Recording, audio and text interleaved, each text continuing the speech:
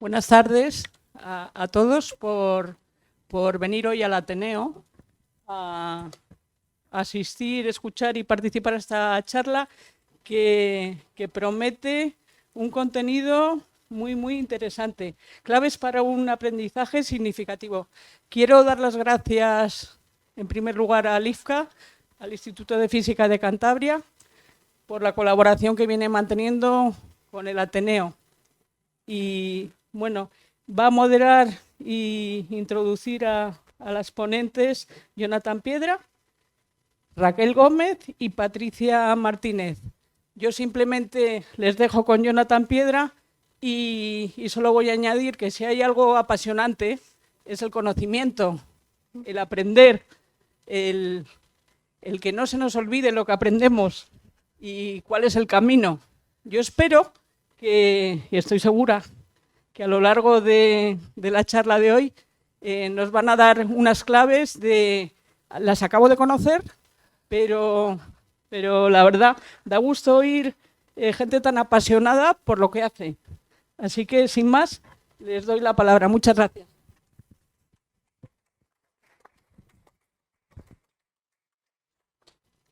Muchas gracias, Pilar. Se me escucha bien, ¿verdad? Pues voy a hacer una breve presentación de Raquel y Patricia, porque quienes vienen a hablar con todo el conocimiento son ellas y no yo. Ambas, Raquel y Patricia, son diplomadas en Ciencias Empresariales y licenciadas en Administración y Dirección de Empresas por la Universidad de Cantabria. En el caso de Raquel, allí al fondo a la derecha, ella es directora del área de cursos de verano y extensión universitaria de la Universidad de Cantabria. Y sus investigaciones, he elegido algunas partes, no todas, incluyen la gestión de calidad, los modelos de excelencia y la gestión responsable. Patricia, que está a mi derecha, ella está especializada en marketing y comportamiento del consumidor, un tema que me parece tremendamente necesario e interesante. Y sus principales líneas de investigación se centran en la responsabilidad social corporativa y el comportamiento del consumidor. Para expandir en cierto modo su conocimiento, ambas han realizado estancias de investigación en centros internacionales. En el caso de Raquel se ha ido más bien por Europa, Dinamarca y Portugal, y en el caso de, pues un poco más lejos, Estados Unidos y Japón. Dicho eso, si tienen preguntas son para ellas, yo aquí me voy. Gracias.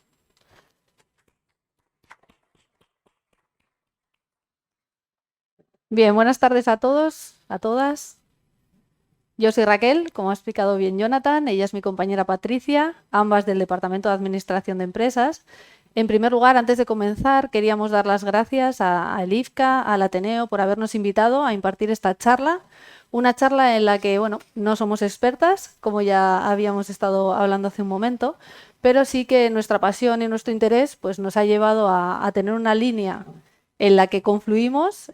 Yo soy de organización de empresas, ella es del grupo de inteligencia de marketing y tenemos algo en común y ese algo es nuestra pasión por la docencia, por el proceso de enseñanza-aprendizaje y por estar en constante formación, en permanente formación para innovar.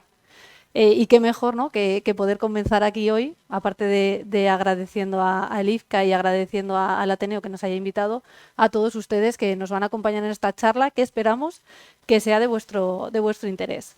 Bien, para no demorarnos mucho, a mí me gustaría comenzar con esta imagen. Esta imagen es un perro que está leyendo y voy a comenzar con una historia sobre un congreso de sabios que seguramente ustedes ya conocen, pero que está muy bien para comenzar. Y es un congreso de sabios en el que un sabio comentó que había enseñado a hablar a su perro. ¿Vale? No sé si os va sonando la idea.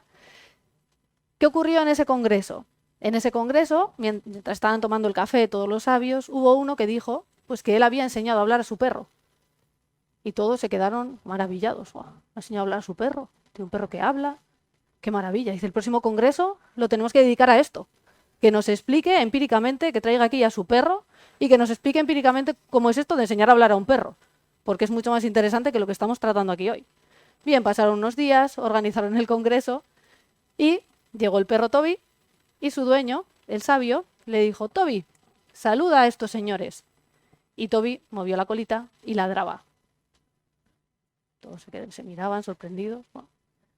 Toby, por favor, diles a estos señores, ¿cómo te llamas? Y movía la colita y ladraba. Claro, una indignación, pero vamos a ver. Pero si es que nos habías dicho que habías enseñado a hablar a tu perro. ¿Y el perro qué? El perro no habla. Y les dijo, señores, yo les he dicho que he enseñado a hablar a mi perro, no que él había aprendido a hablar. Bien, pues esto nos sirve como anécdota para que nos demos cuenta de lo vital que es el proceso de enseñanza-aprendizaje. Ningún ser humano es capaz de enseñar a otro a aprender. ¿Sí?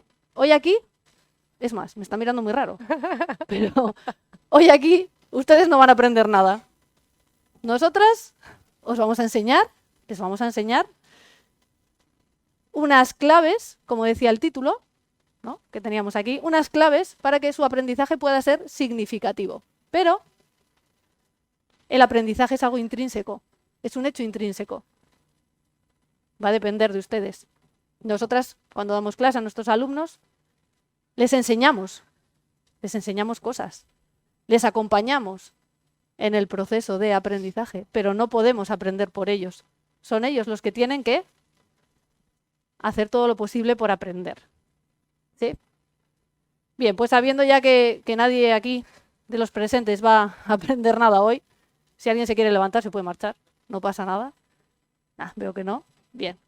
Pues vamos a comenzar hablando o sentando las bases de lo que va a ser de lo que es el aprendizaje. ¿Vale? Esto nos va a servir para posteriormente ir hablando de las claves para ese aprendizaje significativo.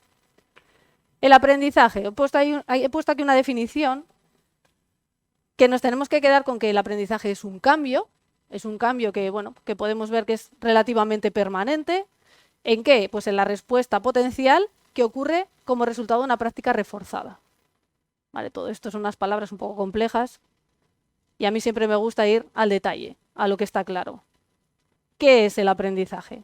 El aprendizaje es un proceso, ¿vale? Y es un proceso a través del cual vamos a adquirir y vamos a desarrollar habilidades, conocimientos, conductas, valores. Es un proceso, siempre. Y además es un resultado. Y es el resultado de procesos de atención, de procesos de observación, es un resultado también de la experiencia.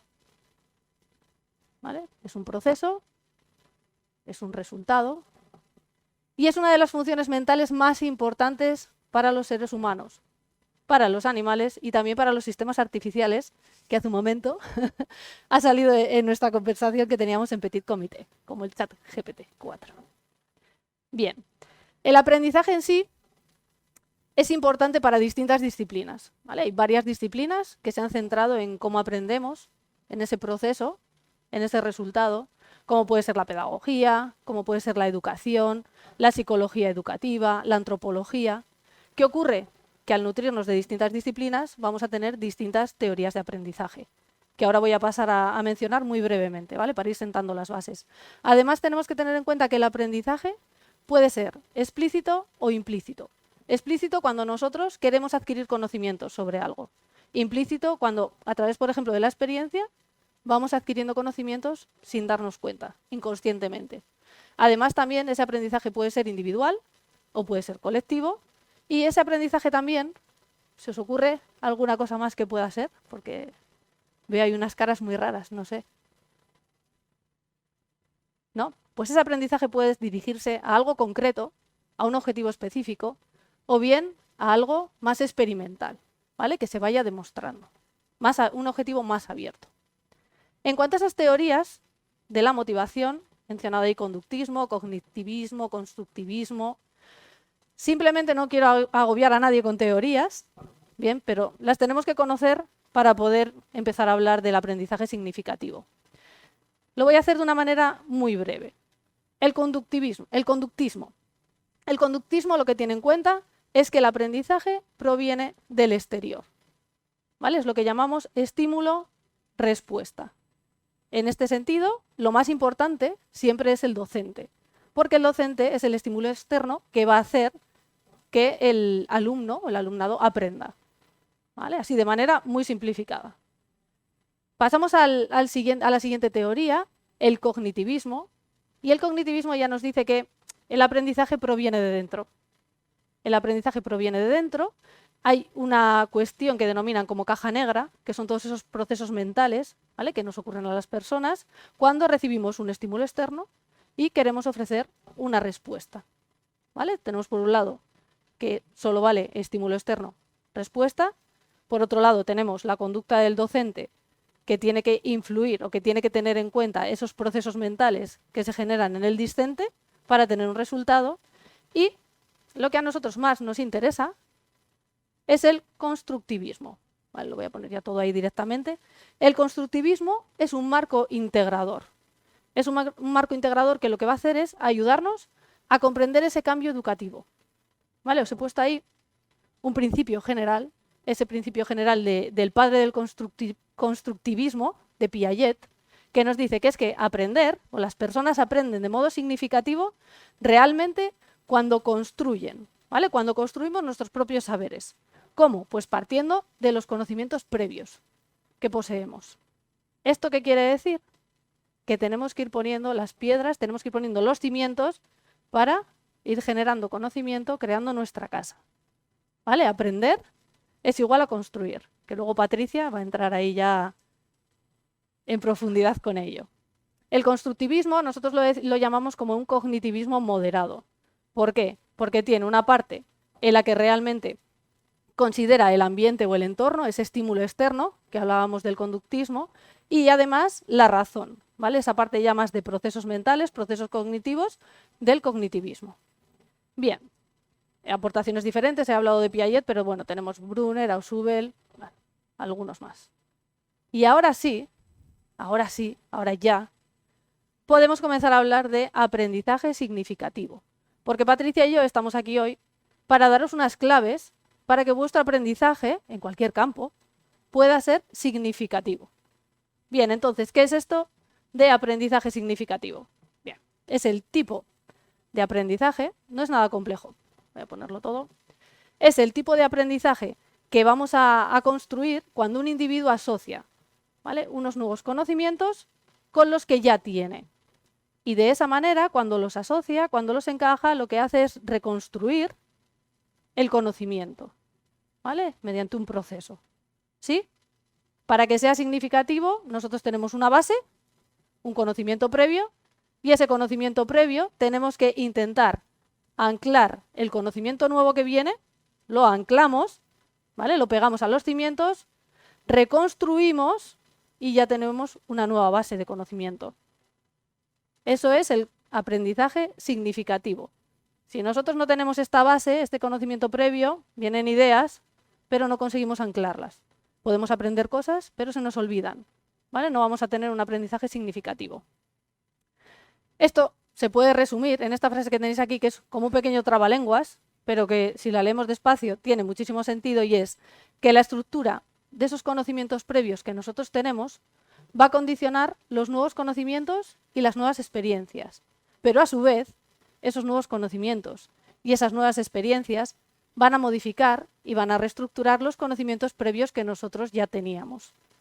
¿Vale? Esto es un proceso de ir enganchando, enganchando, enganchando, hasta que conseguimos aprenderlo, ¿vale? Teniendo un aprendizaje significativo, algo que lo vamos a retener, que lo vamos a tener ahí. ¿Sí? ¿Bien?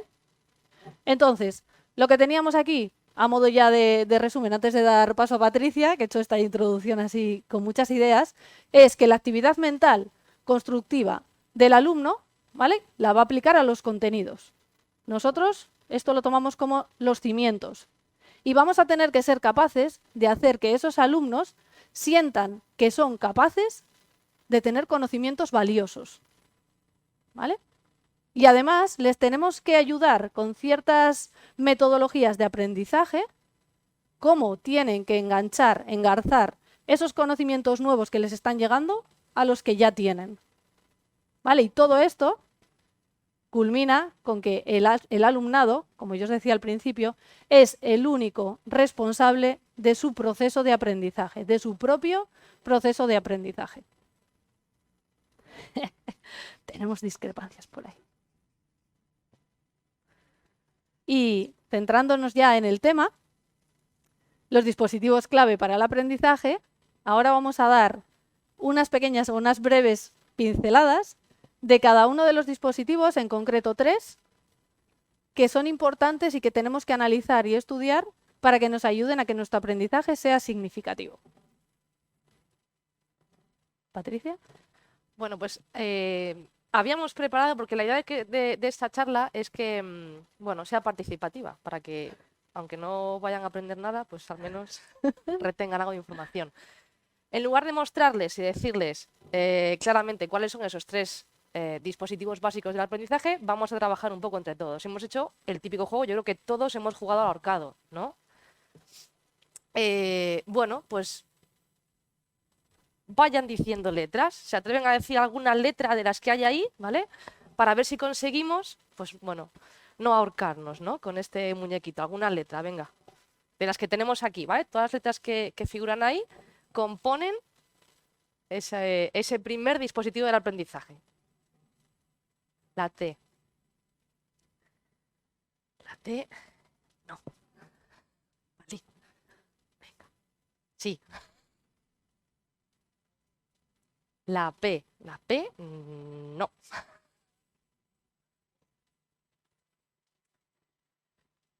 No. Bien, esa es una buena estrategia. Si empezamos por las vocales, lo vamos sacando. Sí.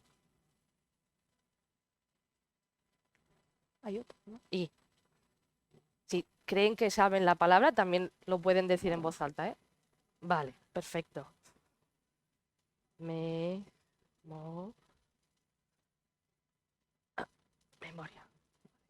Pues primer dispositivo básico del aprendizaje, memoria. No sé si reconocen a este personaje. ¿Cómo definimos la memoria? Bueno, Aristóteles, me gusta muchísimo la filosofía, tenía que incluirle, decía que la memoria es cosa de lo que ya ha ocurrido. Con la memoria, según Aristóteles, contemplamos el pasado y traemos al presente hechos pretéritos. A pesar de la época en la que Aristóteles definió la memoria, sí que es cierto que lo que vulgarmente entendemos como memoria se asocia mucho con esta definición aportada por Aristóteles, porque al final por memoria entendemos que es la capacidad de recordar algo, ¿verdad? Es lo que vulgarmente conocemos como memoria.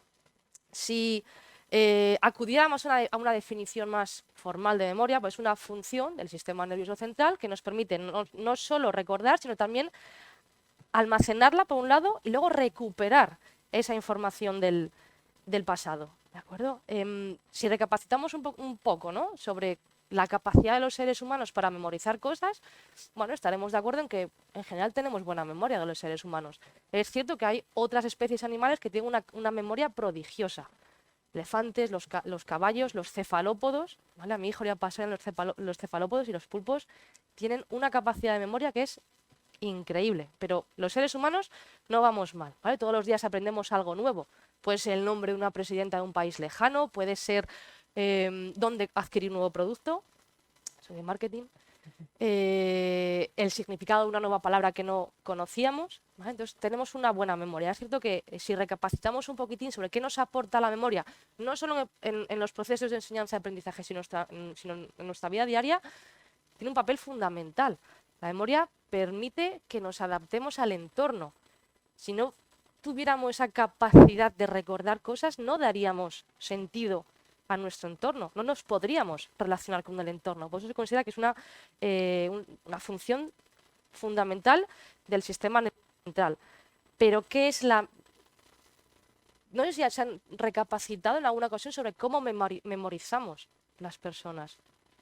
Porque no existe eso que conocemos como memoria. De hecho, existen distintas memorias. En función de lo que queramos aprender, en función de cómo se desarrolla ese proceso de enseñanza-aprendizaje, distintas memorias entrarán en juego, ¿vale? No existe una clasificación fundamental de la memoria o una clasificación básica, no existe consenso en la literatura académica. Sí que es cierto que existe una clasificación muy genérica que se utiliza en muchos ámbitos y que tiene que ver con cuánto tiempo permanece la información en nuestro cerebro, en las memorias, que es lo que normalmente habrán escuchado como memoria sensorial, memoria a corto plazo y memoria a largo plazo. Cada una de ellas tiene una relevancia distinta en ese proceso de enseñanza-aprendizaje y es un poquitín lo que les quiero comentar a continuación. Vamos a comenzar por la memoria sensorial, esta que tenemos aquí. La memoria sensorial, a través de ella recibimos lo que se conoce como información sensorial. Todos los estímulos que recibimos del entorno, ¿vale? Estímulos visuales, auditivos, olfativos, nos llegan a través de esta memoria, ¿vale? Es una memoria muy, muy, muy corta. Hay estudios que indican que, bueno, que puede tener una duración de 200, 300 milisegundos. Es sumamente breve, pero nos permite seleccionar y captar todos los estímulos que nos llegan del entorno, ¿vale? Y la información en esta memoria desaparece, como les he comentado, de una manera sumamente rápida, a no ser que esa información sensorial, ese input que recibimos, se considere que es relevante para nuestros objetivos, ¿vale? Si ese input se considera que es relevante, importante para nuestra supervivencia o para cualquier proceso cotidiano, ese input informacional pasaría al segundo estadio, que es esa memoria a corto plazo. Que ese término, bueno, está un poco en desuso porque sí que creo que en el ámbito de las neurociencias, neurodidáctica, etcétera, se suele utilizar más el concepto de memoria operativa o memoria de trabajo, porque se ha demostrado, hay evidencia científica, que no es solo un cajón donde almacenamos información, sino que contribuye a procesos mentales, procesos cognitivos superiores. Todo como les comentaba anteriormente, una vez que hemos atendido y seleccionado un estímulo o un input en esa memoria sensorial, pasa a este segundo estadio, la memoria a corto plazo. Bueno, memoria de trabajo u operativa. Y luego les comentaré por qué se denomina operativa, ¿vale? Es un almacenamiento temporal de la información que nos permite, bueno, pues llevar a cabo las actividades diarias. Por ejemplo, la memoria a corto plazo o memoria operativa, me voy a ese término en desuso, es la memoria que están utilizando ahora mismo todos ustedes para dar sentido a lo que les estoy diciendo, ¿vale? Entonces, es un almacenamiento temporal de la información y almacenamos, como digo, esa información el tiempo que sea necesario para llevar a cabo una tarea, ¿vale? El tiempo que sea necesario. Esta memoria, como les decía, se denomina de trabajo u operativa. Entiendo, permítanme que les haga una pregunta, que saben sumar y restar, con cifras de un dígito, cifras pequeñitas. Entiendo que sí, ¿no? Vale. Les voy a hacer una pregunta, vamos a ver si me pueden decir el resultado de una operación matemática, ¿vale? 7 menos 1 más 4 menos 5 más 6 menos 3. Imposible. Es imposible porque estoy transmitiendo una orden a una velocidad tan rápida que la información no ha llegado a vuestra memoria operativa. Y cuando esta memoria operativa no opera, no funcionamos. Para poder aprender, esta memoria tiene que estar activa, tiene que funcionar. Por eso ese nombre de memoria operativa de trabajo es para mí muy revelador. Si yo les digo 7 menos 1 más 3 menos 2 más 5, ahora sí, esa memoria funciona. No tenemos ningún proceso, ningún problema cognitivo, etc. Pero es una denominación que es muy importante, porque si esta memoria no funciona, no conseguimos operar. Seguramente que habrán estado en una ocasión en el sofá, viendo una serie, una película, os ha entrado hambre, habéis ido a la nevera, ¿qué venía a coger? No funcionamos, no operamos si esta memoria no está activa. ¿Qué necesitamos para que esta memoria funcione? Y es fundamental para el proceso de enseñanza-aprendizaje. Y estamos obsesionadas con esto en clase. El cerebro tiene que estar activo, como les decía. El cerebro tiene que operar en niveles funcionales. Y para eso lo fundamental es captar la atención. En clase tenemos que captar continuamente la atención. O bueno, en esta charla, haciendo preguntas. A lo largo de la charla vamos a ir viendo algunas maneras de generar atención, pero bueno, despertando la curiosidad, preguntando a la audiencia, generando interés, porque si no conseguimos captar la atención, bueno, se dan distintos fenómenos neurológicos, básicamente 3. Uno de ellos es que si el cerebro no está activo y no me están prestando atención, pues seguramente un estímulo interno capte voluntariamente su atención. Yo qué sé, Pues si yo les aburro soberanamente, pues si tienen un problema, pues en casa, con su pareja, o tienen un problema al trabajo, empezarán a pensar, "Jo, pues fíjate, tengo que entregar este proyecto mañana". Un estímulo interno capta voluntariamente la atención, porque el cerebro tiene que estar en niveles funcionales, lo quiera o no. Al final a nuestro cerebro le gusta trabajar.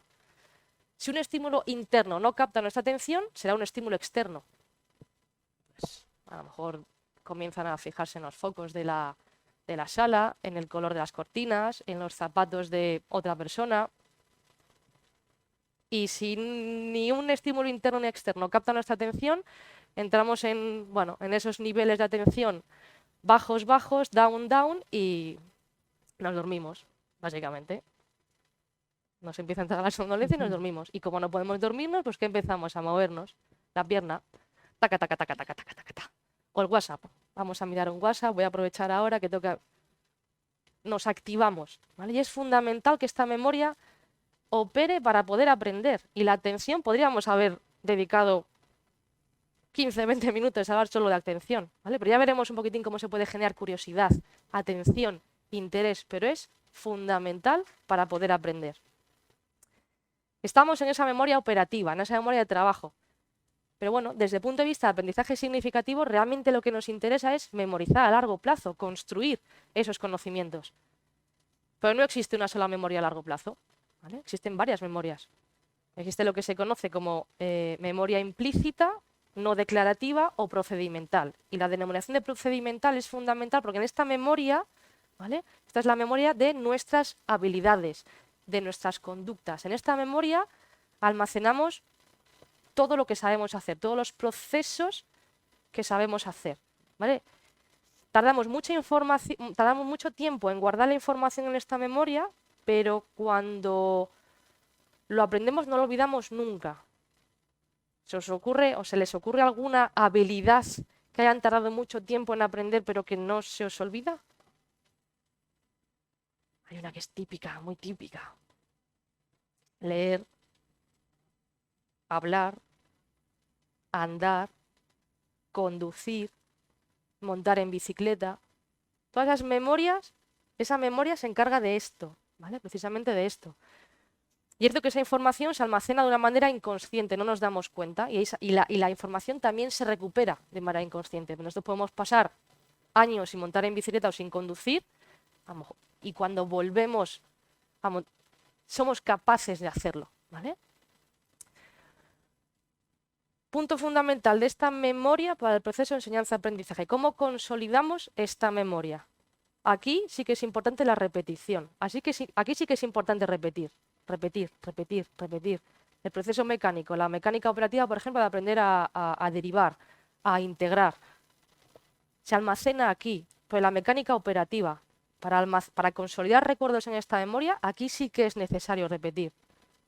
Pero como vamos a ver a continuación, en la memoria, lo que se conoce como declarativa explícita, vamos a ver que hay otras estrategias, ¿vale? Entonces, por un lado tenemos dentro de esa memoria a largo plazo, esa memoria procedimental, en la que básicamente estamos almacenando información sobre habilidades, procesos, conductas, ¿vale? Que se tarda mucho tiempo en consolidar, pero una vez que se consolida no se olvida nunca. Y luego tenemos esa memoria declarativa o explícita, ¿vale? Que esta memoria sí que está más vinculada con el conocimiento objetivo, ¿vale? De las personas, lugares, objetos y el significado, ¿vale? Yo esta memoria la entendemos como un desván, ¿vale? Porque en esta memoria vamos guardando cosas que no utilizamos de manera frecuente, ¿vale? Vamos metiendo cajas, distintas cajas. Tenemos muchísimas cajas, incluso tenemos cajas que no sabíamos que teníamos, ¿vale? De hecho, ¿les ha sucedido alguna vez, en una conversación, alguien les cuenta una anécdota y de repente, ¡boom!, ¿os acordáis? ¿Se acuerdan de algo? A mí me ha pasado esta mañana desayunando con mi marido y con mis hijos. Mi marido ha empezado a hablar de un cómico francés y de repente, ¡boom!, me han venido a la mente todos los vídeos que hemos visto de este cómico francés, René Langrin creo que es, pero bueno, un cómico. Bueno, porque en esta memoria declarativa o explícita tenemos cajas que no sabíamos que tenemos. Y lo que hacemos es que vamos almacenando cosas que no utilizamos de manera frecuente, ¿vale? Algo fundamental para el proceso de enseñanza-aprendizaje. Para consolidar y para que los conocimientos, por ejemplo, si yo quiero que mis alumnos, ¿no? Yo imparto asignaturas vinculadas con la gestión comercial, con el comportamiento consumidor. Bueno, si yo quiero que mis alumnos entiendan de verdad lo que significa desarrollar un posicionamiento estratégico o lo importante que es segmentar el mercado para ofrecer, pues bueno, ofertas de valor a los consumidores, la idea no es enseñarles hoy en qué consiste esa estrategia. Tengo que meter, sacar la caja, a través de distintas metodologías, o aprendizaje basado en proyectos, aprendizaje basado en servicio. Vamos a tratar de que el alumnado trabaje sobre estos proyectos, sobre estos conceptos, pero en el tiempo, de manera transversal, ¿vale? Yo no voy a preguntarte hoy, Jonathan, en qué consiste segmentar el mercado o desarrollar una estrategia de posicionamiento competitivo. Vamos a trabajar sobre ello dentro de 2 semanas, dentro de un mes, dentro de 4, bueno, 5 meses no tengo más de 5 con los cuatrimestres es complicado, pero entienden el concepto, ¿no? Trabajar de manera transversal. Eso es muy importante para consolidar recuerdos en memoria explícita, ¿vale? Y otro punto fundamental, y esto es a nivel anecdótico, algo que es súper curioso y también es una evidencia científica, es que cada vez que metemos la caja, metemos, sacamos, esta memoria, como explica muy bien José Ramón Gamo, que le seguimos, se tunea. ¿Están familiarizados con el concepto de tuneo? Cada vez que metemos y sacamos la caja, modificamos los recuerdos, ¿vale? Esta memoria hace unos años se consideraba que era una especie de, y aquí sí que soy muy clásico yo, que era como un vídeo VHS o una cinta de cassette, que cuando queríamos recordar algo, pues el nombre del hijo de la amiga de mi hermana. Iba a la caja, sacaba el recuerdo y el recuerdo permanecía intacto. No, no es verdad, ¿vale? Esta memoria no es como un cassette, no es como un vídeo VHS, es más que nada como una página de Wikipedia. Yo voy a la página de Wikipedia y cualquier usuario puede modificar el recuerdo, ¿vale? Incluso se pueden implantar recuerdos falsos, pero eso es otra historia, ¿vale? Entonces, meter, sacar caja, fundamental, ¿vale? He ido apuntando algunas cuestiones fundamentales en cuanto a la memoria y el aprendizaje. Luego iremos destacando algunas cuestiones más. En esta diapositiva les muestro, bueno, es una ilustración de una versión actualizada de un relato de Borges, que es uno de mis escritores favoritos. No sé si le conocen, que es el relato de Funes el Memorioso. Y cuando estaba presentando o preparando esta presentación, casualmente me topé de nuevo con este libro. No creo que haya sido casualidad. Y no sé si conocen un poquitín la historia que narra Borges en este relato, pero en esta historia se muestra el encuentro entre el narrador e Ireneo Funes. Ireneo Funes es un chico que ha desarrollado una sensibilidad extrema al tiempo cronológico. De hecho, tras un accidente, porque se cae de un caballo, creo que es, un accidente de caballo, pues no puede olvidar, es incapaz de olvidar. Y esa incapacidad para olvidar no le deja dormir y no le deja pensar. El relato es sumamente breve, pero es sumamente indicativo, porque igual que Borges, en este caso el narrador, indica que pensar es olvidar, yo también diría que aprender es olvidar, porque todos los días olvidamos cosas, aprendemos cosas y olvidamos cosas, pero es que el proceso de olvidar es necesario. Desde un punto de vista cognitivo es necesario olvidar. No podríamos almacenar toda la información que aprendemos. Es imposible. ¿Cuánta información creen que olvidamos al cabo de un mes, 30 días, después de haber aprendido algo? ¿Qué porcentaje dirían? ¿Un 10, un 20, un 30, un 40? 99, rozando el 100%. Olvidamos casi todo, porque no generamos aprendizajes significativos. Es una educación bulímica en muchos casos. No consolidamos recuerdos, pero en muchos casos es necesario y normal. Entonces, bueno, bueno, me gustó incluir esta referencia al olvido hablando de memoria, porque, bueno, al igual que Borges comenta que pensar es olvidar, aprender también puede ser olvidar. Primer dispositivo básico del aprendizaje, memoria. Segundo dispositivo básico del aprendizaje. Venga, díganme letras. Gracias. La E sí está, ¿eh? Voy a poner esta. Hay una E aquí también. Ahí, perdón. 2 Es. Si saben la palabra lo pueden decir, ¿eh?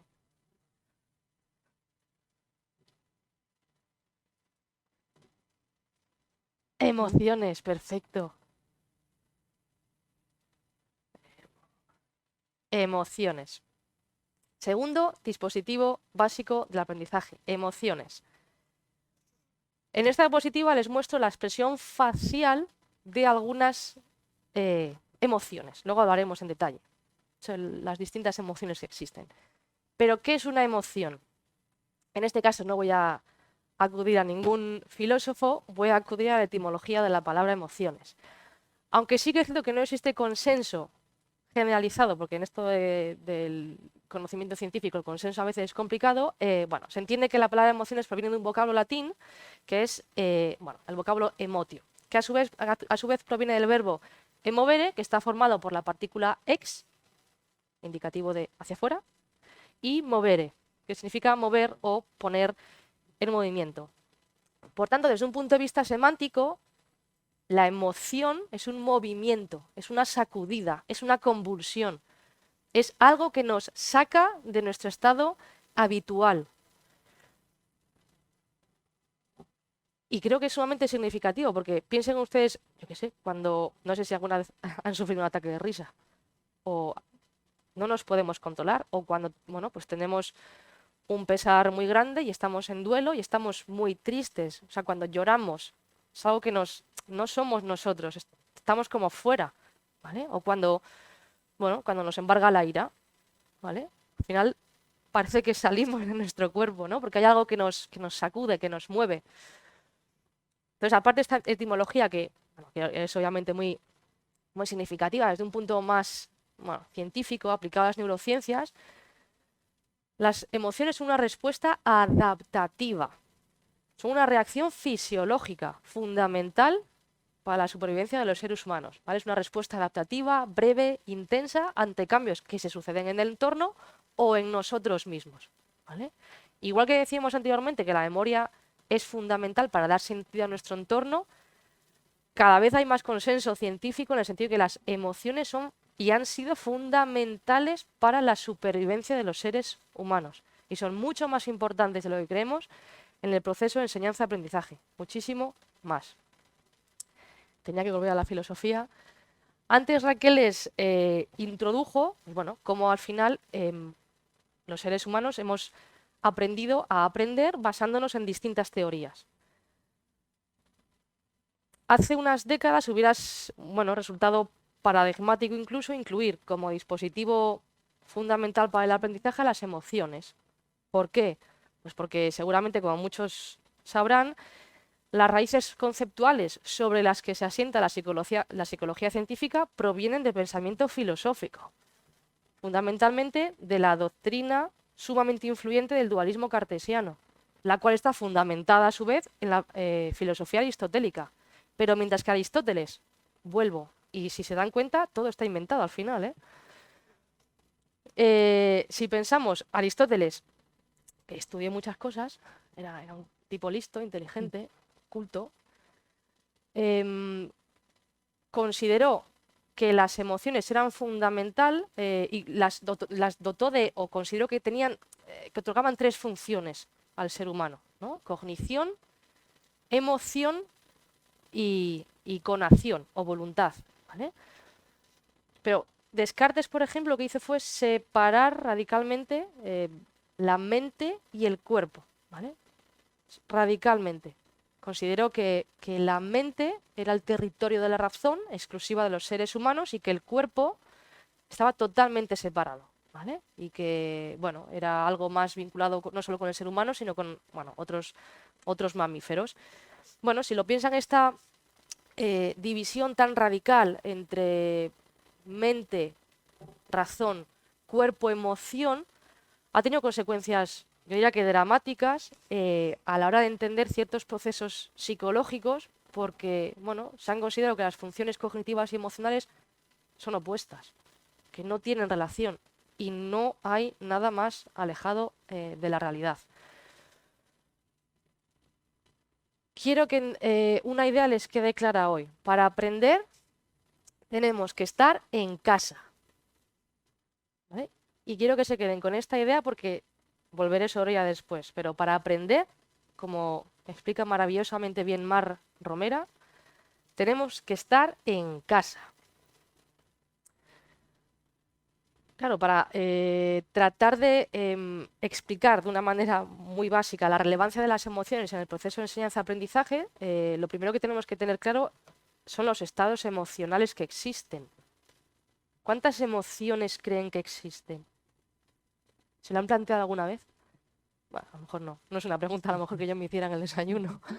¿Pero se han planteado alguna vez cuántas emociones existen? Bueno, volveremos sobre ello después. Reconocen a, bueno, aparte que he incluido el nombre, es Charles Darwin, ¿vale? ¿Qué dirán? ¿Qué tiene que ver Charles Darwin con las emociones? Bueno, pues Charles Darwin en 1873 publicó este libro, La expresión facial, la expresión de las emociones en el hombre y en los animales. Dentro de sus investigaciones para proponer esa teoría de la selección natural, él ya estaba interesado en las emociones, ¿vale? Y de hecho, ya a finales del siglo XIX, él propuso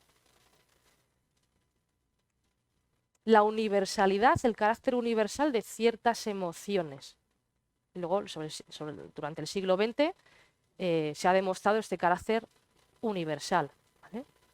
Es decir, hay ciertas emociones que son innatas, que no dependen de la cultura, que se dan en cualquier persona, independientemente del proceso de aprendizaje, del entorno social, del entorno cultural, se dan en cualquier cultura, ¿vale? Y luego sí que es cierto que existen, bueno, otras emociones secundarias o procesos emocionales secundarios que sí que están más vinculados con procesos o con el entorno social. Por tanto, ¿cuántas emociones básicas, innatas, creen que existen? Estas emociones innatas también se han demostrado que existen en personas invidentes, es algo innato. Lo tenemos todos, las desarrollamos todos. ¿Cuántas emociones básicas creen que existen? Digan un número. 4, vale, un poquito más. Un poquito más. O sea, más alto no. Más. Menos. Sí, perfecto. Perfecto. Alegría. Miedo.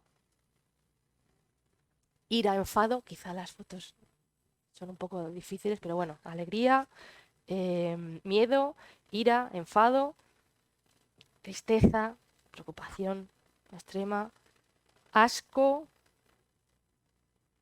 sorpresa. Sorpresa. Estas son las 6 emociones básicas, innatas. Importantes todas en el proceso de aprendizaje, luego lo comentaremos, pero yo me gustaría incluir 3 emociones más que son fundamentales para el proceso de enseñanza-aprendizaje.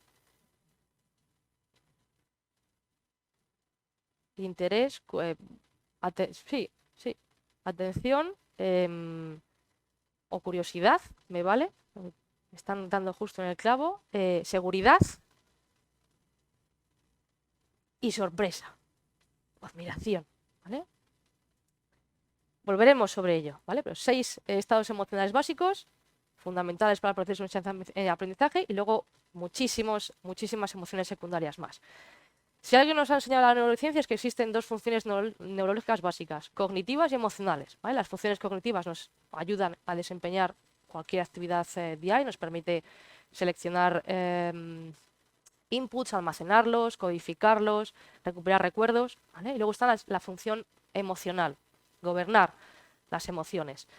Durante mucho tiempo se ha considerado, como bien les comentaba anteriormente, que emoción y razón eran opuestos, ¿vale? Descartes hizo muchas cosas bien, pero aquí pues no atinó. Pero bueno, el hombre pues no tenía los medios que tenemos ahora, es normal. Y durante mucho tiempo se ha considerado que la emoción entorpecía el proceso de aprendizaje. No es verdad. De hecho, las emociones son un motor, son un acelerador para el aprendizaje, ¿vale? De hecho, la función neurológica emocional es mucho más importante que la cognitiva, mucho más.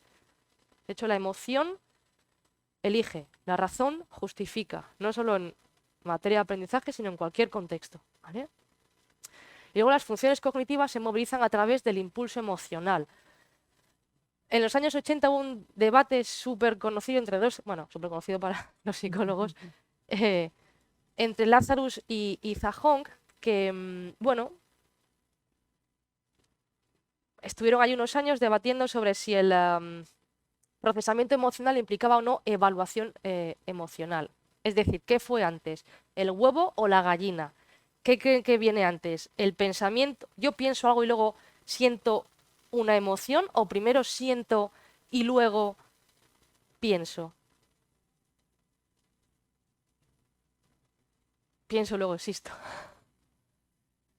Bueno, este debate ya no existe y todos tienen razón porque, bueno, se ha demostrado que, bueno, lo importante es que existen procesos emocionales conscientes e inconscientes. A veces pensamos y luego sentimos, y a veces sentimos y luego pensamos. Y cada uno de estos procesos implica estructuras cerebrales distintas.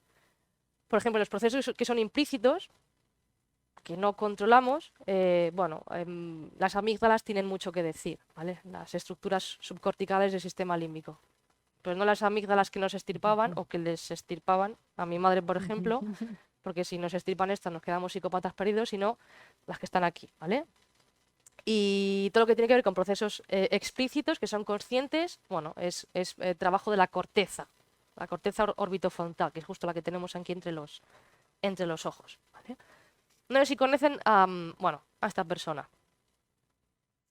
Bueno, él es Antonio Damasio. Antonio Damasio es un neurocientífico reconocido por sus investigaciones respecto a bases neurológicas de la mente. Fue premio Príncipe de Asturias en el 2005 y, bueno, pues hace unos años publicó uno de sus libros más famosos, es El error de Descartes.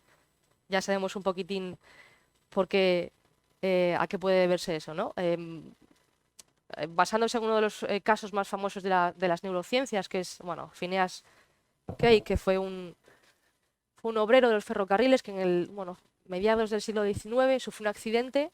Tienen fotos en internet, no lo he querido poner para no herir sensibilidades, pero bueno, sufrió daños cerebrales severos, sobre todo en el lóbulo frontal. Bueno, y a raíz de este caso, pues él propone y, bueno, su hipótesis del marcador somático y demuestra científicamente cómo emoción y razón no son entes separadas, sino que están completamente interrelacionados y cómo afectan a nuestros procesos de decisiones en el ámbito de aprendizaje y en cualquier otro ámbito de una manera sumamente importante. Les comentaba anteriormente, para aprender tenemos que estar en casa. Ya habrán entendido que no me refiero literalmente a nuestra casa, sino que es un acrónimo que se refiere a curiosidad, admiración, seguridad y alegría. ¿Recuerdan esos estados emocionales básicos y secundarios? Aquí es donde, entre otras cosas, Raquel y yo estamos obsesionadas. ¿Cómo podemos hacer que los chicos y chicas se sientan en casa? ¿Vale? Generando curiosidad. Lo estamos intentando, yo lo estoy intentando, pero hay muchas herramientas. Yo en mis clases cuento anécdotas, utilizo mucho el humor, ¿vale? Experiencias personales, vídeos. El otro día, ayer, lanzamos aviones de papel en clase para que se intercambiaran preguntas, ¿vale? Curiosidad, se puede generar curiosidad de muchas maneras. Admiración, la persona que aprende, y no solo me estoy refiriendo a niños, los adultos aprendemos todos los días algo. La persona que aprende tiene que sentir admiración, un cierto nivel de admiración. No estoy diciendo que ahora nos tengan que besar la mano cuando salgamos a Raquel y a mí, no. ¿Vale? Pero hay un punto que, bueno, sentir admiración por la persona que aprendes, ¿vale? Por algo, no tiene que ser quizá porque sea un experto en la materia, sino porque, oye, a lo mejor es buena persona o te está aportando valores o una experiencia. Seguridad fundamental. Para aprender nos tenemos que sentir seguros. El aula o donde quiera que aprendamos nos tenemos que sentir seguros. Tiene que ser un lugar donde se intercambien ideas. Yo se lo digo siempre a mis chicos y chicas. Vosotros aprendéis de mí, yo aprendo mucho de vosotros. ¿No me creen? Pero es verdad. Y alegría. Es el aderezo fundamental. O sea, para aprender tenemos que estar contentos, tenemos que estar alegres, porque tenemos que entender que las emociones, les lo comentaba anteriormente, son un motor para el aprendizaje. Y los profesores, profesoras, las personas que enseñan algo, transmiten emociones. Si yo sonrío, quizá ustedes sonríen. Si yo me apasiono, oye, y estoy aquí con Aristóteles, con Descartes, pues a lo mejor se lo transmito de alguna manera. No sé, pero las emociones se contagian, ¿vale? Y eso es fundamental, ¿vale? Porque si conseguimos que el alumnado conecte con emociones, no voy a decir positivas, sino agradables, porque todas las emociones son positivas y nos sirven para algo, ¿vale? Pero si conseguimos que conecten con emociones movilizadoras, esa construcción de conocimiento va a ser mucho, mucho más eficaz. Entonces, a lo largo de la presentación de esta charla, pues bueno, sí que queríamos aportar unas ideas muy generales sobre cómo crear ciertas condiciones básicas, necesarias, para que se genere esta conexión emocional durante el proceso de aprendizaje, porque todos generamos una conexión con el contenido de lo que estamos aprendiendo, todos, ¿vale? Entonces, un punto fundamental, y comentaba anteriormente Raquel, es que el aprendizaje tiene que estar aplicado a la realidad. Por ejemplo, para nosotros en el aula, los chicos y chicas tienen que entender, tienen que ver fuera del aula una razón para aprender lo que les estamos mostrando. Es fundamental. Y se tienen que esforzar. Quiero decir, el aprendizaje es un proceso, tenemos que llegar a un resultado, pero hay que trabajar para ello. Bueno, nuestros chicos y chicas tienen que buscar información, tienen que conectar ideas, tienen que aplicar sus conocimientos a un contexto real. Tienen que esforzarse. Y esto está muy vinculado con esa, bueno, impredictibilidad o no predictibilidad, en el sentido de que no todas las respuestas o no todas las preguntas que les hagamos tienen que aparecer en los libros de texto, ¿vale? Los problemas reales no están en libros de texto, ¿vale? Estamos formando a profesionales y tenemos que dar respuestas en el ámbito que sea. Pueden ser físicos, psicólogos, economistas, pero es un reto el aprender y el construir todas esas ideas, ¿vale? Entender realmente que el estudiante es el centro del proceso de enseñanza-aprendizaje. El aprendizaje es un proceso social, el entorno obviamente tiene algo que ver, lo ha comentado Raquel, pero al final el centro tiene que ser el estudiante, ¿vale? ¿Cómo conseguimos construir bajo esos cimientos que hemos ido comentando, ¿vale? Y con lo que les decía, entender realmente que el aprendizaje es una experiencia emocional, pero entenderlo realmente, de manera que los chicos conecten con esas emociones movilizadoras. Si nosotros conseguimos esto, al final todo lo que aprendan se va a consolidar mejor en las memorias que les comentaba anteriormente, ¿vale? Esos recuerdos van a ser más accesibles y van a ser base para una construcción de conocimiento a futuro, ¿vale? Eso es fundamental. Bueno, ya les paso para finalizar con el tercer dispositivo básico del aprendizaje. Lo pueden ir diciendo porque, como sé que...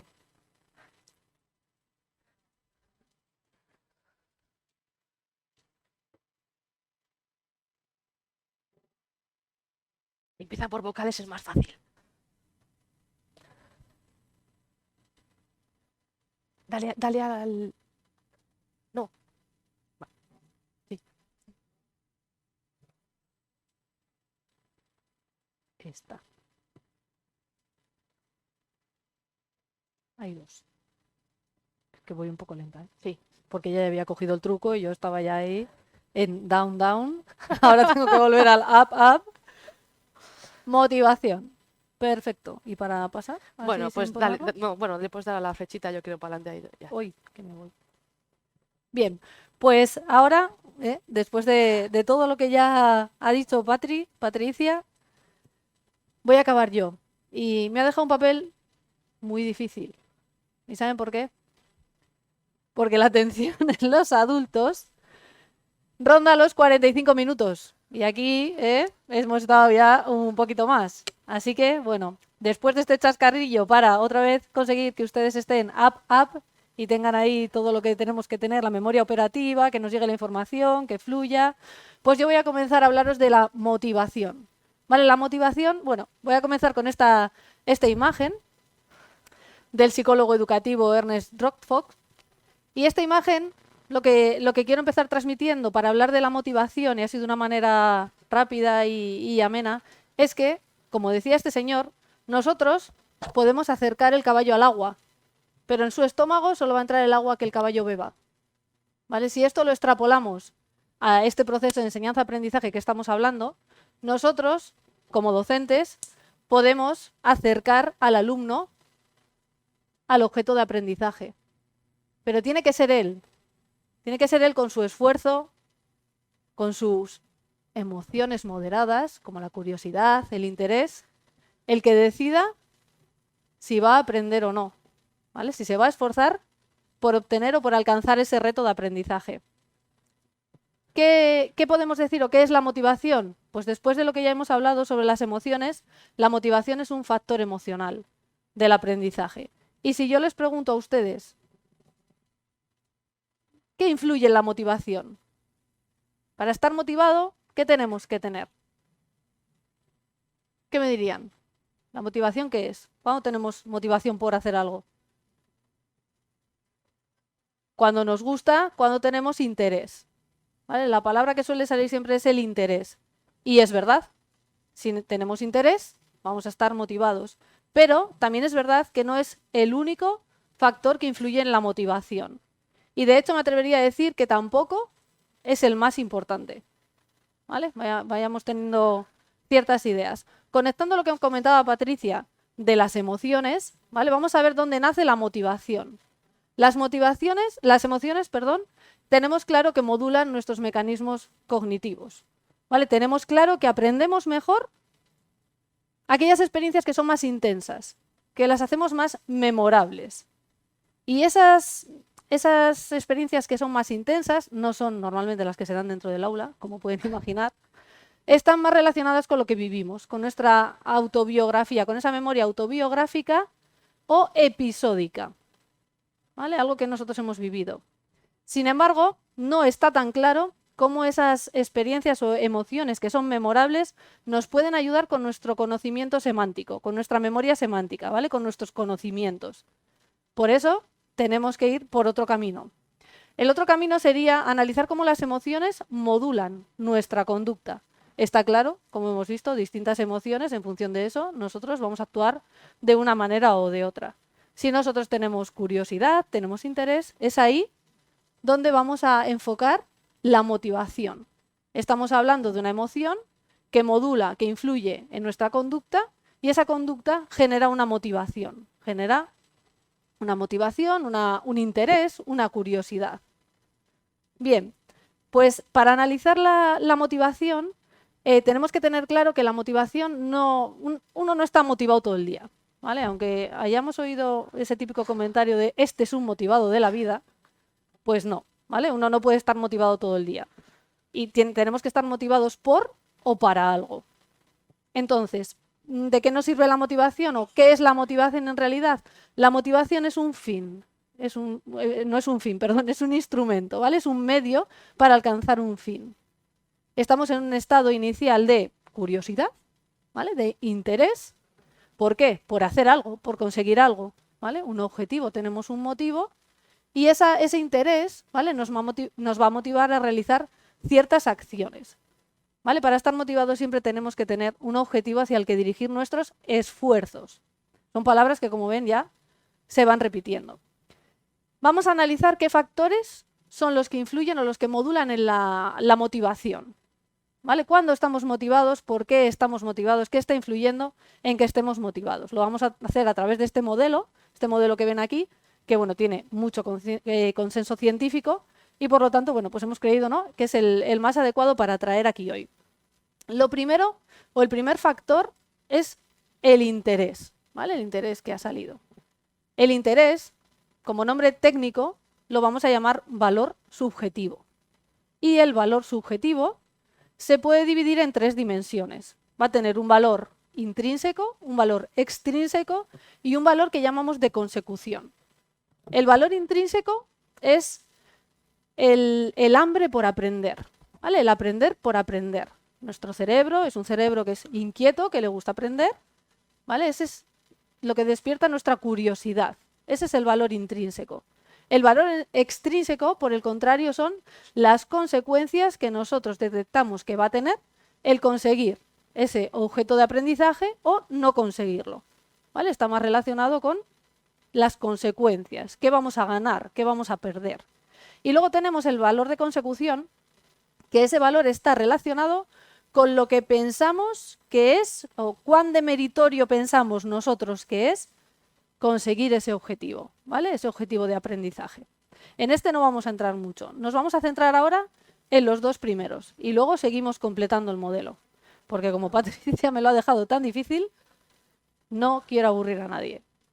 Valor intrínseco. Vemos ahí esta foto. Esta foto son un niño, una niña en el bosque, mirando, ¿no? A través de una lupa.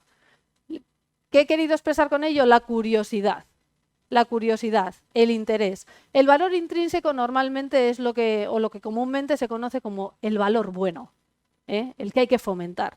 ¿A cuántas reuniones vamos y escuchamos a compañeros decir, es que no tienen interés, es imposible hacer nada con ellos, no tienen ningún tipo de interés?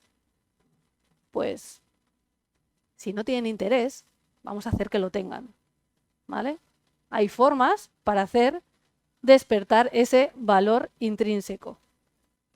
Y luego vamos a ver cuáles son. Una de ellas, podemos despertar el valor intrínseco de una manera intrínseca y la mejor manera es mostrando pasión por lo que hacemos, pasión por lo que transmitimos, pasión por lo que enseñamos.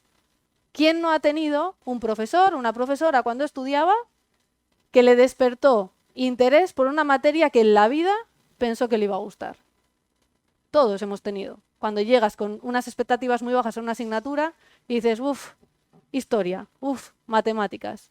Y sin embargo te encuentras con un profesor que te ha sabido motivar, ¿vale? Esa es una manera de despertar ese valor intrínseco. Así que a esos compañeros, compañeras que nos dicen, los chavales, las chavalas no tienen interés, no hay nada que hacer, lo que les tenemos que decir es que hay mucho que hacer y se puede hacer mucho. Y hay que empezar por uno mismo, por el que está enseñando.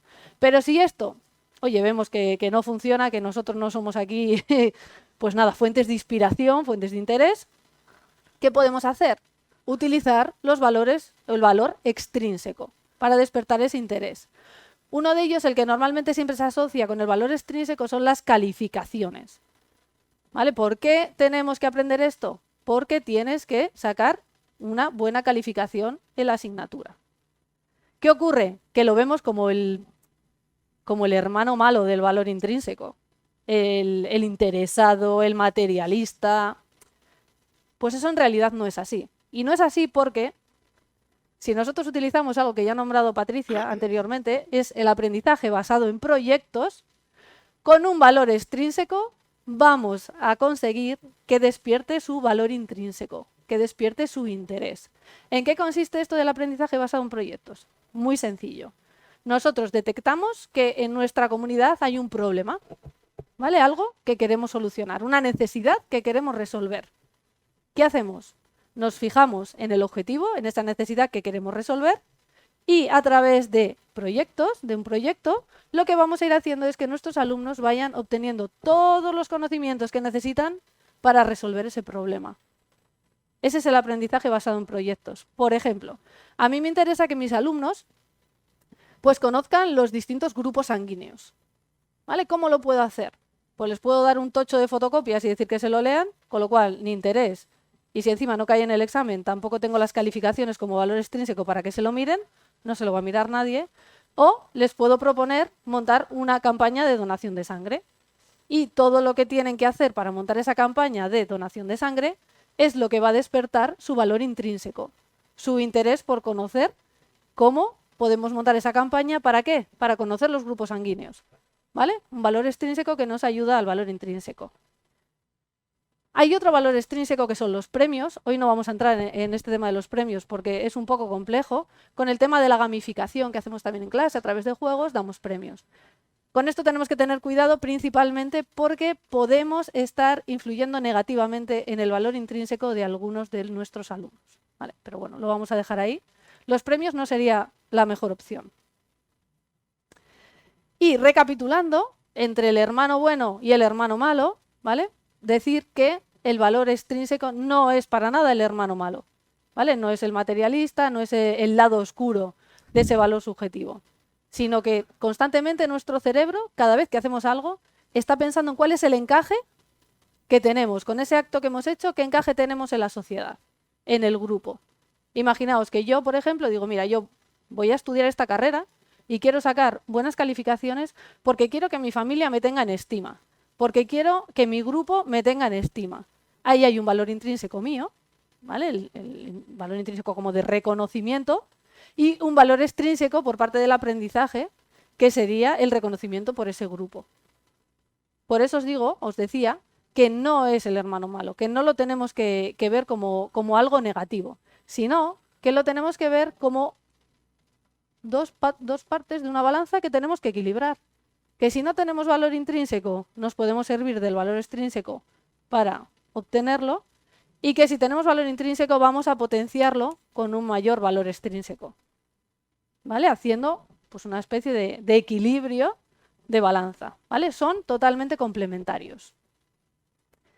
Si recuerdan esto que hemos visto hace nada, ¿vale? Ahora he cambiado las palabras, volvemos a estar en ese estado inicial en el que necesitamos de todas tener una motivación, y ahora que ya la hemos encontrado, esa motivación, lo que tenemos que hacer es un esfuerzo, ¿vale? Todo el mundo sabe que para conseguir algo, ¿no? El que algo quiere, algo le cuesta.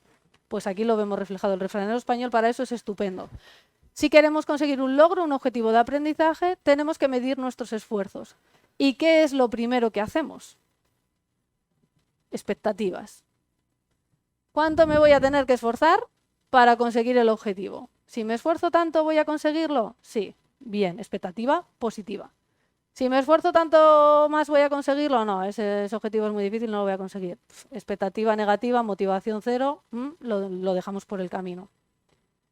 De ahí que la otra parte, o el otro factor que influye en la motivación y que incluso puede ser hasta más importante que el interés, que el valor subjetivo, son las expectativas. Y me gustaría que se quedaran con un concepto, el concepto de autoeficacia. ¿Qué es el concepto de autoeficacia?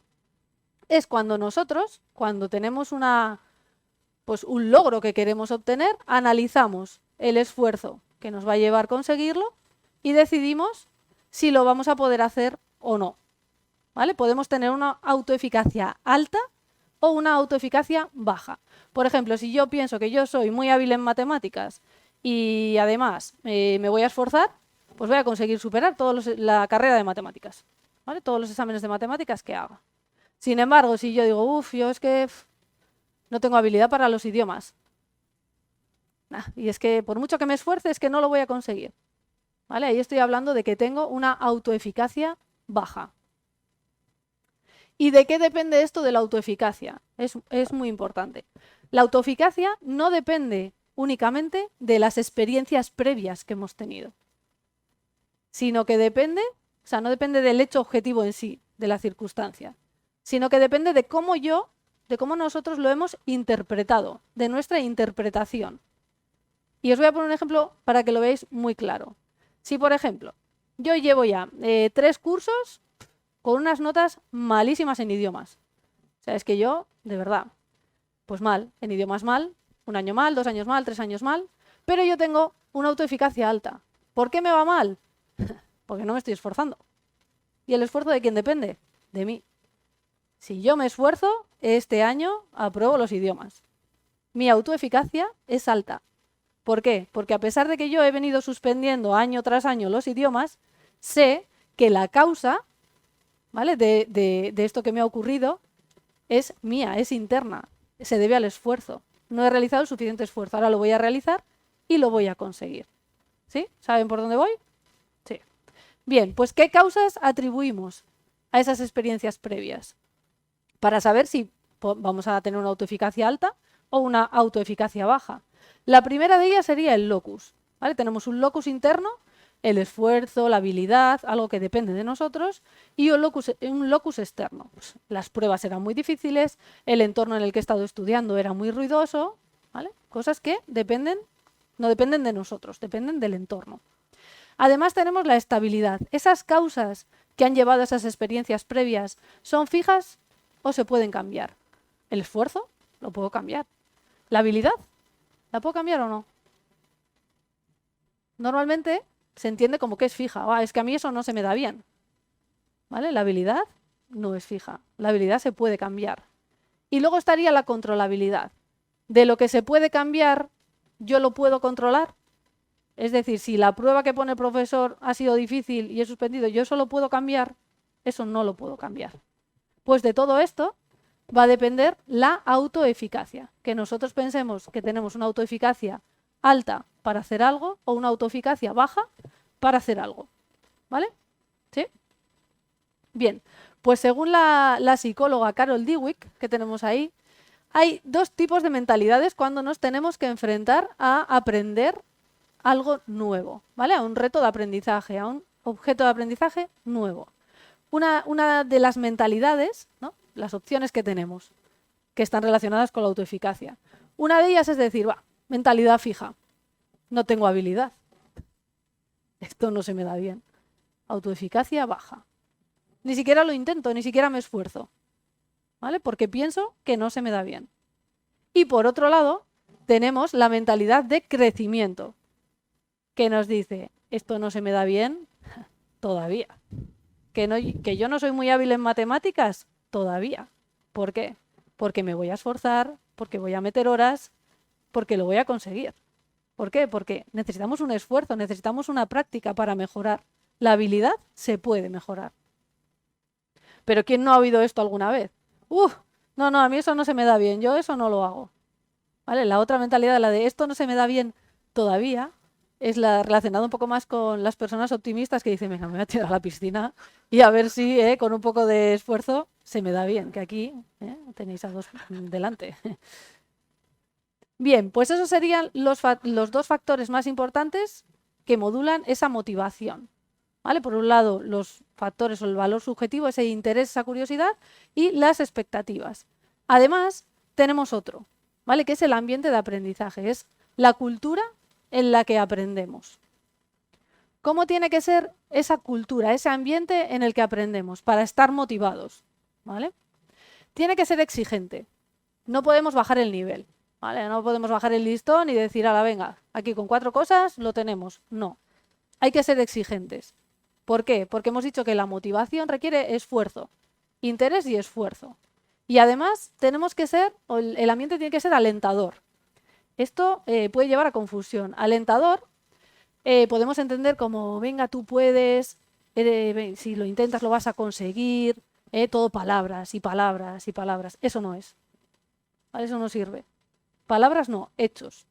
Entonces, cuando decimos alentador, lo que tenemos que hacer es ayudar al alumno a que encuentre ese camino de proceso de aprendizaje, a que encuentre esas metodologías que le van a ayudar en su proceso de aprendizaje significativo. No decirle, venga, que sí, que puedes, que un poco más. No, un poco más no. ¿Vale? Hay que darle herramientas para que sepa por dónde tiene que ir. Y además tiene que ser justo. El sistema en el que nos movemos, ¿vale? Nosotros ahí en la universidad pues lo tenemos bastante claro porque los parámetros, ¿vale?, están bastante acotados. El sistema tiene que ser justo. Las normas tienen que ser coherentes y tienen que ser consistentes. ¿Por qué les decía que las expectativas son más importantes para la motivación que el interés, que el valor subjetivo? No sé si les he convencido, pero bueno, les voy a explicar por qué. Porque el interés lo que hace es darnos ese primer empujón para que decidamos hacer algo. ¿Vale? Pero cuando estamos en el camino y estamos haciendo algo y ocurre algo que nos abruma, ocurre algo que nos dificulta el seguir, ahí el interés down. ¿Y qué tenemos que hacer? Tirar de esas expectativas y de esta autoeficacia alta. Porque si tú tienes una autoeficacia alta, crees que lo vas a conseguir, porque vas a hacer un esfuerzo real para conseguirlo. De ahí que muchas veces cuando solo nos centramos en el interés se desvanece cuando tenemos dificultades. ¿Y cómo conseguimos mantener la motivación? Aquí voy a dar ya la clave de todo. Esto hay muchos compañeros y compañeras que no lo saben.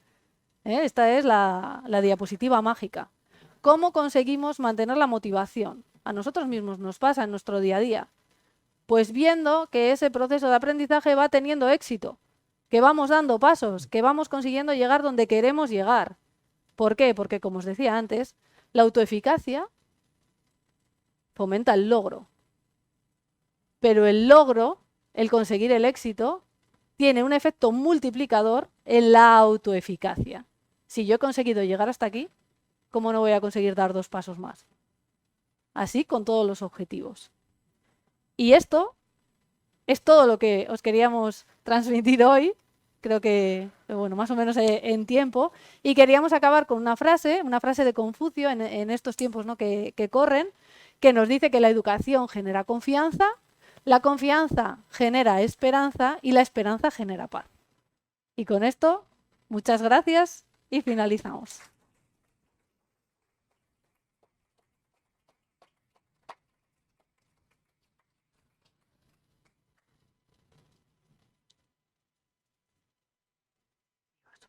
Aquí si quieres. ¿Aquí? Donde quieras.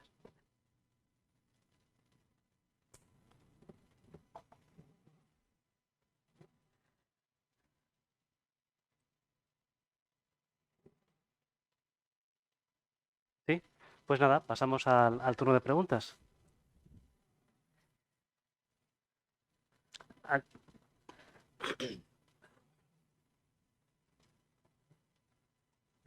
Bueno, muchas gracias por la exposición, ha sido muy instructiva, la verdad que no me ha decepcionado para nada.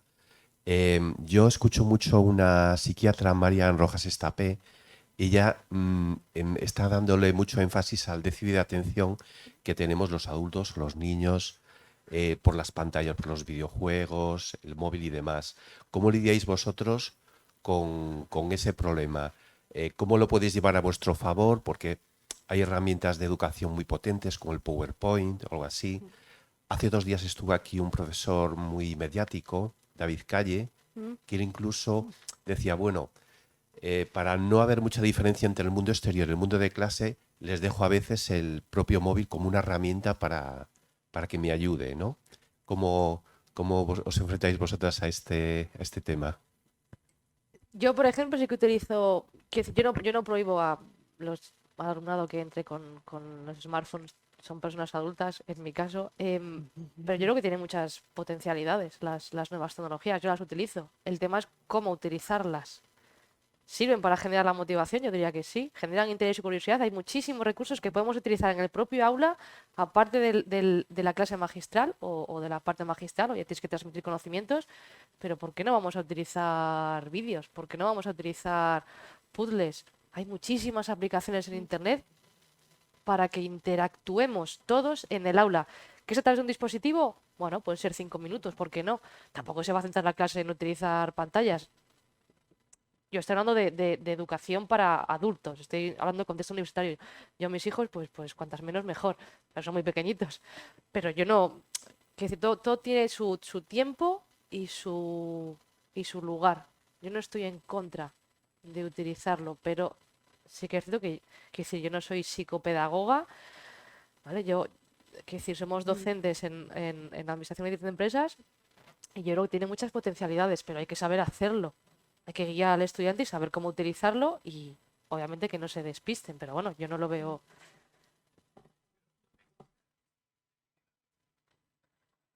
Clase, pues puede estar disperso, y tienes que, lo que habláis vosotros, estas herramientas, o motivarle y...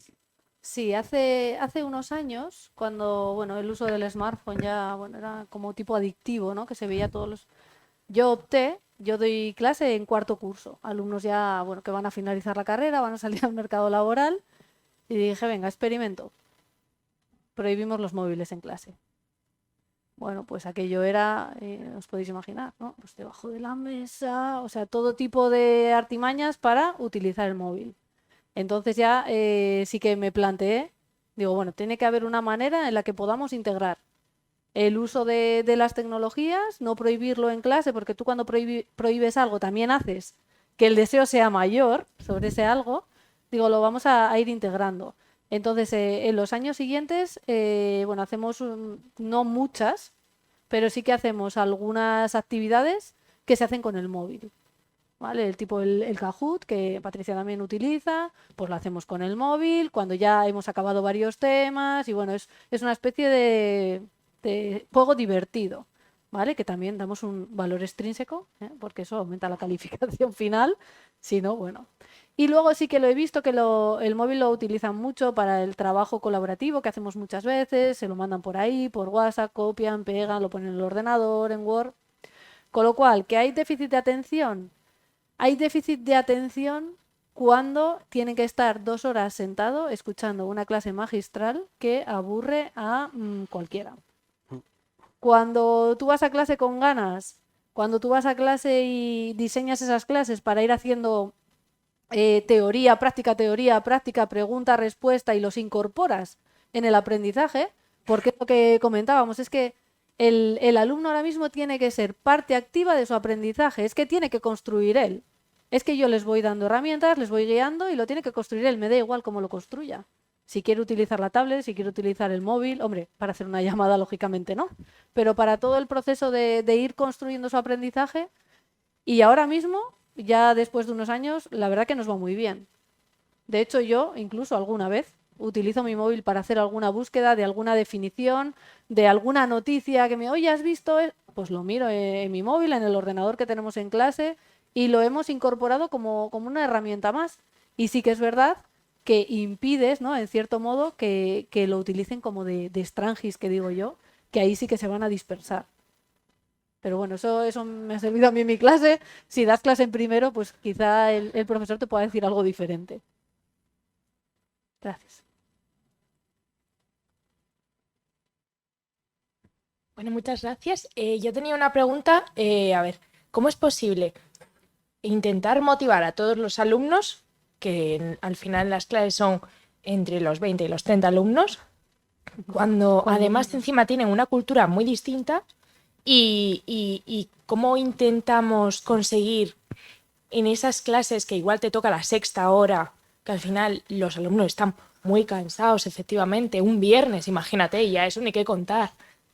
¿Cómo podemos intentar motivarles a todos? Porque encima, lo que tú has dicho, la motivación, pues no a todo el mundo le va a ser igual. Si tú piensas que tienes una pequeña habilidad, o sea, que tu habilidad no es muy buena y además estás viendo que al de al lado lo está entendiendo perfectamente, o sea, es muy, muy complicado porque esa persona se va a sentir muy desmotivada y no puedes ir uno por uno intentando que se motiven ellos. Bueno, ahí la dejo, que no sé muy bien si me estoy explicando bien o no. A ver, partimos de la base de que no todo el mundo tiene días buenos. Todos tenemos días buenos y días malos. Motivar a todos, yo cuando salgo de clase, yo sé que hay personas a las que quizá no he conseguido conectar. Ya se aparto de la base de que el 100% a veces sí y a veces no. Es decir, hay personas que si no quieren prestar atención, yo no les puedo obligar a prestar atención. Es cierto que preguntando, utilizando su lenguaje, poniendo ejemplos además en nuestro campo de conocimiento, productos que ellos manejen, les puedes captar un poco la atención y bueno, ir pasito a pasito, pero el 100%, a ver, y es que el 100% a lo mejor es muy complicado porque todos tenemos días malos. A lo mejor hemos pasado mala noche, a lo mejor, pues oye, tenemos problemas personales y es imposible. Ese aprendizaje es intrínseco, ya lo hemos dicho, y no te puedo obligar, ¿vale? Te puedo motivar, te puedo dar herramientas, te puedo acompañar, te puedo guiar, pero el 100%, a ver, hay que ser realista también. A ver, intentarlo, sí, motivación tenemos, pero bueno, también es cierto que si tú vas percibiendo en el aula, porque al final conoces a los chicos y ves que van sucediendo cosas, pues oye, un día a todo el mundo puede estar despistado, pero uno y otro, pues a lo mejor le preguntas, tutorías, oye, vienes a mí, yo por ejemplo las tutorías presenciales las fomento mucho. ¿Cómo vas? Oye, pues el trabajo, ¿cómo lo has visto? ¿Has visto fácil? ¿Has visto difícil? Oye, ¿cómo llevas? Al final los chicos les conoces. Y a veces es cuestión de, pues bueno, de que no sean uno más, porque todos somos diferentes. Y hay casos concretos, hay chicos y chicas que tienen necesidades especiales. Y bueno, pues tienes que ayudarles más. Pero tienes que verlo como un proceso a medio o largo plazo. Es imposible captar la atención siempre a todas las personas. Es que es imposible. Vamos, para mí es imposible. Pero, no sé, al final a los chicos les conoces. Aunque sean 20, 30 y más. Al final a clase van los que van. Y ellos te conocen. Y Ahí también sí. entran las expectativas. Lo que hablábamos de la autoeficacia y las expectativas. Al final ellos nos conocen también a nosotros. Entonces saben, ¿no? Si tienes una clase a sexta que te va a dar X persona, vas a estar más en pro de atender y de estar motivado y de tener interés, que si sabes que encima que es sexta hora, tienes una clase magistral de 2 horas que según entras por la puerta ya estás desconectado. Entonces ahí has mencionado también factores externos que nosotros como docentes no podemos controlar. Yo no puedo controlar si doy mi asignatura a primera hora de 9 a 11 o la doy de 7 ahora ya de 5 a 7. ¿Sabes? Entonces, en función de esas variables externas, nosotros también vamos jugando porque nosotros también estamos cansados a sexta hora. Entonces, no es la misma Raquel la que va a clase a las 9 de la mañana con un café y un buen desayuno que la que va a las 5 de la tarde ya con las pilas ya un poco gastadas. Pues bueno, al final es un poco poner en la balanza el esfuerzo que hacen ellos y el esfuerzo que haces tú. Y entre todos, ¿no? Seguramente las clases son menos dinámicas a las 5 de la tarde, muchas veces, que a las 9 de la mañana. Pero también va en consonancia con cómo están los alumnos. Y el hecho de que comentabas que todos somos diferentes, ¿no? Diferentes culturas, diferentes maneras de aprender. Eso es así, pero con las herramientas que nosotros tenemos, sí que tenemos la capacidad de tener tutorías personalizadas en las que conocemos a cada alumno, porque antes yo cuando comencé la universidad, pues éramos 300 personas estudiando una diplomatura y allí eras más o menos un número, ¿vale? Eso ha cambiado, eso ahora mismo no es así. En nuestra carrera todavía tenemos un número muy numeroso de alumnos, porque bueno, yo mi asignatura lo doy en 4 grupos distintos, hay alrededor de 200 personas, pero bueno, repartiendo en grupos, pues sí que te da pie a poder conocerlos, a poder fomentar, ¿no? Que te conozcan, que hagan propuestas de mejora, que se impliquen también en los casos que vamos proponiendo. Entonces ahí sí que tenemos que jugar un poco con que realmente ya sabemos que todos somos diferentes, que no nos vamos a estar motivados, no hay un motivado de la vida que esté motivado 100% todos los días, pero bueno, ahí es donde tenemos que entrar al aula y darlo todo.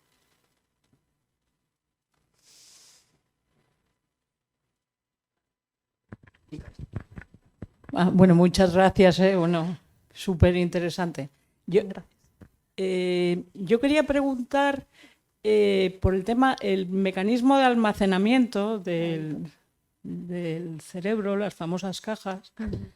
Y si pensamos muchas veces nos ocurre que a lo mejor nos acordamos de cosas, aparentemente, digo, ¿cuánto me gustaría en cambio acordarme de un conocimiento más útil? Entonces, la pregunta es cómo se puede fomentar en el aprendizaje el almacenamiento correcto, porque yo creo que a todos nos ha pasado, ¿no? ¿Cuánto daría por acordarme de esto? Y sin embargo, te viene a la memoria unos recuerdos, casi diría que, bueno, inservibles. Gracias. Buena pregunta. Bueno, todo tiene que ver con las distintas memorias, ¿no? Decíamos al final que todo lo que tiene que ver con procedimientos, ahí sí que vale la repetición. Es cierto que durante muchos años se ha primado la clase magistral y la repetición. También depende en ciertos niveles educativos. Repetir, repetir, repetir. Para mí la repetición, yo siempre se lo digo, para mí no me vale de nada. Si es que tenéis muchos conocimientos en manuales, en vídeos, que quizá transmitan ciertos conocimientos mejor. Lo que yo sí creo que es fundamental y son las evidencias que nos aporta la neurociencia es esa memoria declarativa que os mencionaba antes, la caja, sacar y meter, sacar y meter. Si tengo que reforzar ciertos conocimientos, ciertos conceptos, la idea es trabajar, por ejemplo, a través de proyectos pero durante un proyecto que dure 4 meses. Porque muchas veces lo que hacen los chicos es vomitan la información en un examen, tienen parciales 1 semana, 2 semanas, 3 semanas, ya no lo olvidan, pero porque no ha habido una construcción de conocimiento. Si yo consigo que los chicos y chicas vayan construyendo hoy, mañana, pasado, 1 semana y que haya un proyecto durante 4 meses, pues cada 2 3 semanas saco, yo qué sé, criterios de segmentación, yo qué sé, estrategias de marketing relacional, lo que sea, pero que vuelvan. La cosa es que vuelvan a acceder a esos conocimientos y consoliden. Volver a acceder a la caja y consoliden. Eso es una herramienta para ese tipo de conocimientos que nos son útiles. También es cierto que la emoción afecta cómo memorizamos. Cualquier experiencia que tenga una alta emocionalidad, digámoslo así, pasa a la memoria a largo plazo.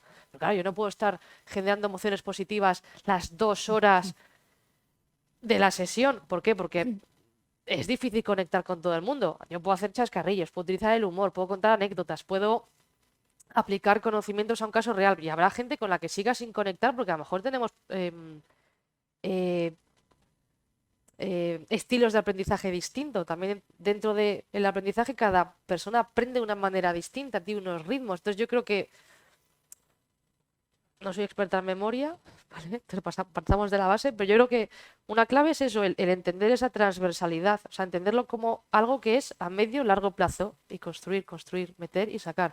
Y luego, pues bueno, la emocionalidad es importante, pero bueno, también depende mucho de esa motivación, de ese interés, de esa curiosidad. No te sabría decir una sola herramienta, lo desconozco seguramente, porque no es mi formación, sobre cómo memorizar ciertas cuestiones que sean relevantes para mí, pero en eso es en lo que trabaja el aprendizaje significativo. ¿Cómo puedo construir en base a algo y que eso me sea útil? ¿Vale? Entendiendo que el proceso de enseñanza-aprendizaje es un proceso emocional, ¿vale? El cómo conseguir que los chicos conecten con esas emociones que son movilizadoras, ¿vale? Que estén contentos. Yo cómo consigo que los chicos lleguen contentos a clase?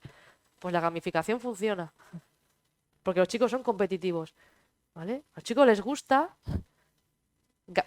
no ya solo ganar premios, sino que ellos vean que van aprendiendo, ¿vale? Es el logro, es fundamental, ¿vale? ¿Vale? Y que ellos se ayuden. También el aprendizaje entre grupos es fundamental. Hay muchas ideas, pero lo fundamental es eso, que sea significativo y que construyan en base a algo. Pero también tenemos que entender cómo funcionan las memorias, ¿vale? Yo que repitan y que me estudien para un examen y que luego olviden lo que no me sirve de nada. Entonces meter, sacar. Que al final, yo siempre les digo, las asignaturas están conectadas. Yo te puedo dar comercialización e investigación de mercados, comportamiento del consumidor, pero es que todo está conectado. Y que entiendan también las relaciones que existen, esa realidad a la que se van a enfrentar. Van a tener que trabajar en el mundo real y van a tener que conectar ideas y conceptos. Al final yo no sé cómo lo hacemos. Es muy complicado.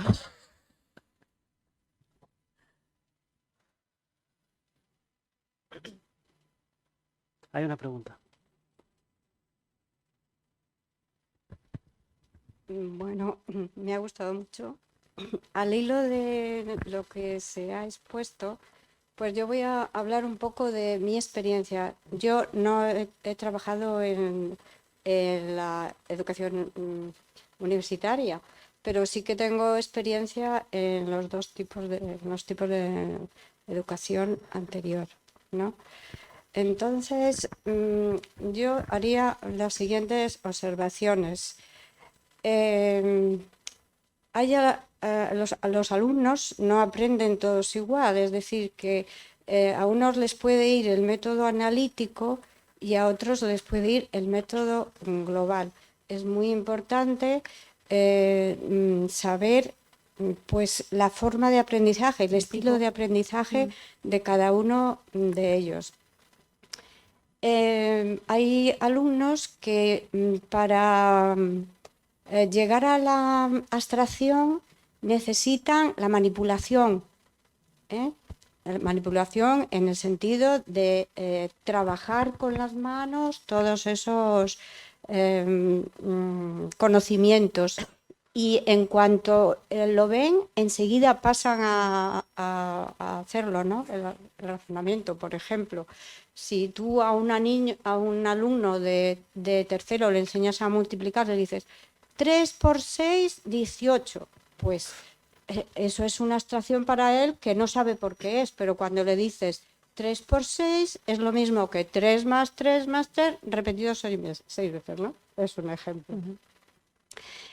Y otro aspecto en cuanto a la fijación de la memoria, es muy importante que la memoria pase por la mayor cantidad de sentidos, es decir, que pasa por la vista, pasa por la manipulación, pasa pues por la expresión, o el oído, el gusto, tacto, por cuanto más pase, eso no se le va a olvidar en la vida, ¿no?